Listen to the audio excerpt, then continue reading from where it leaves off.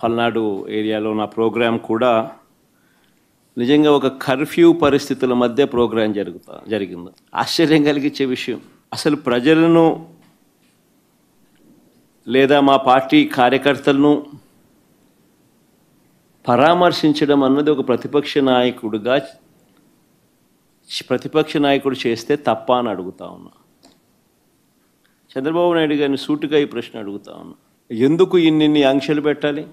ఎందుకు పోలీసులను ఎక్కడ పడితే అక్కడ పెట్టి ప్రోగ్రాంకి ఎవరు రాకూడదు అని చెప్పి ఆదేశాలు జారీ చేసి, ఎందుకు వచ్చిన వాళ్ళందరి మీద కూడా ఎక్కడికక్కడ కట్టడి చేసే కార్యక్రమం ఎందుకు చేయాల్సి వచ్చింది? చంద్రబాబు గారు నోట్లో నుంచి ఇటువంటి మాటలు వచ్చినాయి కాబట్టే ఎన్ని అడ్డంకులు క్రియేట్ చేసినా ప్రజల్లోనూ కార్యకర్తల్లోనూ ఒక విప్లవం వచ్చింది.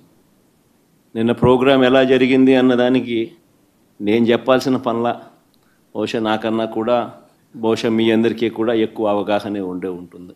మొన్న పొగాకు రైతులకు సంబంధించి పొదిలి వెళ్తే నిజంగా అక్కడ కూడా ఆశ్చర్యం కలిగించే విషయం, పొగాకు రైతులు అష్టకష్టాలు పడతా ఉన్నారు. పండించిన పంటకు గిట్టుబాటు ధర రావడం లేదు. అలాంటి నేపథ్యంలో 2 ఆత్మహత్యలు జరిగాయి పరుచూరు, కొండేపిలో. ఇలాంటి పరిస్థితుల మధ్య రైతులకు సంఘీభావంగా ప్రతిపక్ష నాయకుడు అక్కడికి వెళ్తే ఆ కార్యక్రమంలో రైతులు, ప్రజలు పెద్ద ఎత్తున పాల్గొంటే దాదాపుగా 40,000 పైచిలుకు మంది ఆ కార్యక్రమంలో పాల్గొంటూ ఆ ప్రోగ్రాం జరుగుతూ ఉన్నప్పుడు 40 మందే ఎంచినా కూడా అంతకన్నా ఎక్కువ మంది కూడా కనపడరు. 40 మందితో నువ్వు 40,000 మంది జరిగే ప్రోగ్రాం మీద రాళ్ళు వేయాలని ప్రయత్నం చేస్తావు. ఆశ్చర్యం కలిగించే విషయం అది. ఏం జరుగుతూ ఉంది? రైతుల సమస్యలు హైలైట్ కాకూడదా? రైతుల సమస్యల తరపున ఎవరు రైతుల తరపున మాట్లాడకూడదా? రైతులకు సంఘీభావంగా ఎవరు వెళ్ళకూడదా?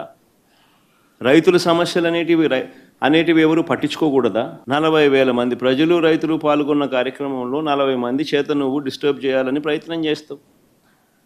ప్రయత్నం చేసి ఇంకా రైతులు, ప్రజలు సమన్వయం పాటించారు కాబట్టి 40,000 మంది 40 మంది మీద పడలా. ఒకవేళ పడుంటే పరిస్థితులు ఏ మాదిరిగా ఉండేదో నేను చెప్పాల్సిన అవసరం లేదు, ఎవరైనా ఊహించుకోగలుగుతారు. 40 మంది చేత గొడవ నువ్వు చేయిస్తావు, ఉల్టా రైతుల మీద నువ్వు కేసులు మళ్ళా పెడతావు. నేను అడుగుతా ఉన్నా చంద్రబాబు నాయుడు గారిని, ఎందుకు ఇంత భయపడతా ఉన్నావు? ఎందుకు ఇంత అసహనం అని అడుగుతా ఉన్నా చంద్రబాబు నాయుడిని. ఈరోజు రాష్ట్రంలో ఏ పంటకు గిట్టుబాటు ధర రాని పరిస్థితిలో రైతు ఈరోజు వ్యవసాయం చేస్తూ ఉన్నాడు. వరి కొనుగోళ్లకు సంబంధించి రైతు 300 రూపాయలు తక్కువ రేటుకు ధాన్యం మొన్న అమ్ముకోవాల్సిన పరిస్థితి దళారులకు. చంద్రబాబు నాయుడు గారి పుణ్యాన వరి దగ్గర నుంచి మిరప, పత్తి, జొన్న, కందులు, మినుములు, పెసులు, మొక్కజొన్న, సజ్జలు, రాగులు, వేరుశెనగ, అరటి, చీని, కొక్కో, ఇప్పుడు పొగాకు, మామిడి కూడా. ప్రతి పంట కూడా ఏ పంటకు కనీస మద్దతు ధర రావడంలా. రైతులు అష్ట కష్టాలు పడతా ఉన్నారు. ప్రజల సమస్యల పట్ల ఎవరైనా కూడా గొంతు విప్పితే చాలు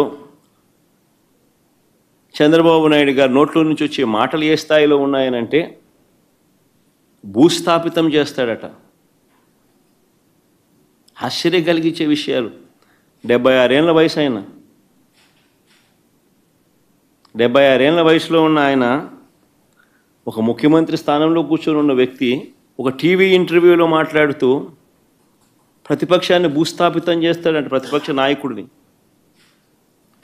నాయకుడు పేరెత్తి ఆయన ప్రతిపక్ష నాయకుడిని భూస్థాపితం చేస్తారంట. ఆ ఎల్లో మీడియాకి సంబంధించిన ఓనర్, ఆ టీవీ ఓనర్ ఒకడు అడుగుతాడు, ఎప్పుడు భూస్థాపితం చేస్తామని. ఈయన అదిగో మొదలు పెట్టేశాను, చేస్తూ ఉన్నాను, త్వరలోనే చేసేస్తాను ఈయన అంటాడు. ఆశ్చర్యం. 76 ఏళ్ళ ముసలాయనైనా ఈ వయసులో రెడ్ బుక్ రాజ్యాంగ పాలన ఏమిటి, ఈ బెదిరింపులేమిటి, వాడిని తొక్కుతా వీడిని తొక్కుతా అన్న మాటలు ఏమిటి? దేవుడు, ప్రజలు దయదలిచి ఏదో అధికారం ఇచ్చారు. ఇచ్చిన అధికారంతో ప్రజలకు మంచి చేయడానికి పోయి, మంచి చేయాల్సింది పోయి ఇచ్చిన హామీలను నెరవేర్చాల్సిన బాధ్యతను పక్కన పెట్టి అబద్ధాలతో మోసాలతో పరిపాలన చేస్తూ వాటి గురించి ఎవరైనా ప్రశ్నిస్తే భూస్థాపితం చేస్తాను అనే మాటలు మాట్లాడుతూ ఉన్నాడు ఈ వ్యక్తి.